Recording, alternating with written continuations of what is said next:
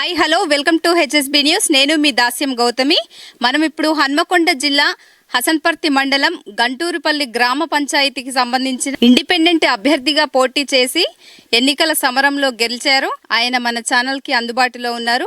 వారితో మాట్లాడే ప్రయత్నం చేద్దాం. ముందుగా మా ఛానల్ తరపున మీకు హృదయపూర్వక అభినందనలు తెలియజేస్తున్నామండి.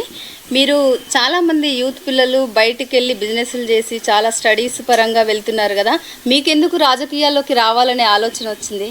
ముందుగా హెచ్డి న్యూస్ ఛానల్కి థ్యాంక్ యూ. యువతకి రాజకీయాల్లోకి రావడానికి ఇంట్రెస్ట్ లేదంటే ఇక్కడ ఉన్న ఈ గ్రామ అభివృద్ధి కోసం చూస్తూ ఉన్నాను. చిన్ననాటి నుంచి చూస్తూ ఉన్నాను. ఇక్కడ సమస్యలు ఏంది, ఇక్కడ నుంచి అంటే నేను స్టార్టింగ్ నుంచి 0 స్టేజ్ నుంచి ఈ స్టేజ్ వరకు వచ్చాము. ఇక్కడ సమస్యలు ఏంటంటే ప్రతి సమస్య ఆల్రెడీ తిరుగుతూ చూస్తూ పెరుగుతూ బయటికి వెళ్ళి వర్క్ చేసుకుంటూ ఈ పొజిషన్లో ఉన్నాను. ప్రతి సమస్య ఆల్మోస్ట్ నా దగ్గరికి వస్తూనే ఉంది. దీనికి ఏదో చేయాలి అనుకున్న టైంలో సరే రాజకీయం పరంగా ఒక స్టెప్ ముందుకెళ్తే ఆలోచన బాగుంటుందని చెప్పి గత 5 years నుంచి గ్రౌండ్ వర్క్ చేసుకుంటూ వస్తున్నాను. పేదవాళ్ళు ఎవరైనా చనిపోయినా, ఎక్కడికి వెళ్ళినా, ఎవరు ఎంత దూరం వెళ్ళినా, హాస్పిటల్స్కి వెళ్ళినా, ఎక్కడికి వెళ్ళినా నాకు ఫోన్ చేస్తూ ఉంటే వాళ్ళకి నాకు తోచిన సమాజ సేవ చేసుకుంటూ వస్తున్నాను. అదే ఈ రోజు నన్ను ఈ స్థాయిలో నిలబెట్టింది మా గ్రామ ప్రజల ముందు. ప్రతిదీ చిన్న పని పెద్ద పని అని చూడకుండా, చిన్న పెద్ద తేడా లేకుండా సహాయం కోసం ఎదురు చూస్తున్న వాళ్ళందరికీ నేను చేసుకుంటూ వచ్చాను. అదే ఈ రోజు నన్ను ఈ భారీ అతి మెజార్టీతో గెలిపేయడానికి జరిగింది కారణం. దానికోసమే రాజకీయంలోకి రావడానికి ముందడుగు స్టెప్ ప్రయత్నం చేశాను.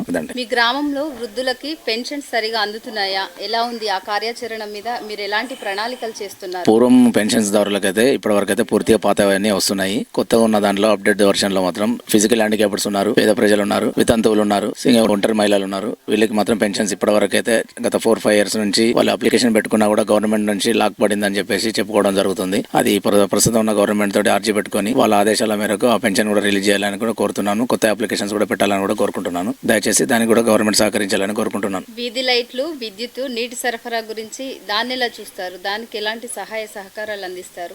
ప్రస్తుతం మా దగ్గర అయితే నీటి కొరవ అయితే ఏమీ లేదండి. వీధి లైట్లు అయితే నేను ప్రచారం వెళ్ళినప్పుడు గడప కార్యక్రమం పెట్టుకున్న రోజు వీధి లైట్లు లేవు. ప్రజెంట్ వీధి లైట్లు కూడా చూశాను. ఆ వీధి లైట్లు కూడా స్ట్రీట్ లైట్లు కోసం కనీసం ఫ్లడ్ లైట్ మిడియల్లో 4 రోడ్లతో కూడిన కూడలి దగ్గర స్ట్రీట్ లైట్స్ కావాలని గవర్నమెంట్ అర్జీ పెట్టుకుంటాను. అది కూడా ఒకవేళ తోచని లేదైతే నా సొంత డబ్బులతో నేను 4 లైట్స్ పెట్టడానికి గ్రామ ప్రజలకు ఒప్పందం కూడా చెప్పాను. నా ప్రచారంలో భాగంగా అది కూడా నేను పూర్తి చేస్తాను. గ్రామానికి మహిళలకు ఎలాంటి సహాయ సహకారాలు అందిస్తారు? గ్రామానికి నా ప్రచారంలో భాగంగా మన గ్రామ ప్రజలకు నేను ఒప్పుకున్నది ఏమంటే బతుకమ్మ ప్రాంగణం. ప్రతి ఆడపడుచు ఈ వచ్చే బతుకమ్మ పండుగకి బతుకమ్మ ప్రాంగణం అందిస్తానని చెప్పాను. అది బతుకమ్మ ప్రాంగణం అందిస్తాను. అలాగే ఊర్లో మా వీధిలో ప్రచారం రంగంలో వెళ్ళినప్పుడల్లా డ్రైన్స్ కానీ ఒక్కొక్క సమస్య అడిగి తెలుసుకోవడం జరిగింది. వాటికి సీసీ రోడ్స్, డ్రైన్స్, వాటర్ గురించి తెలుసుకోవడం జరిగింది.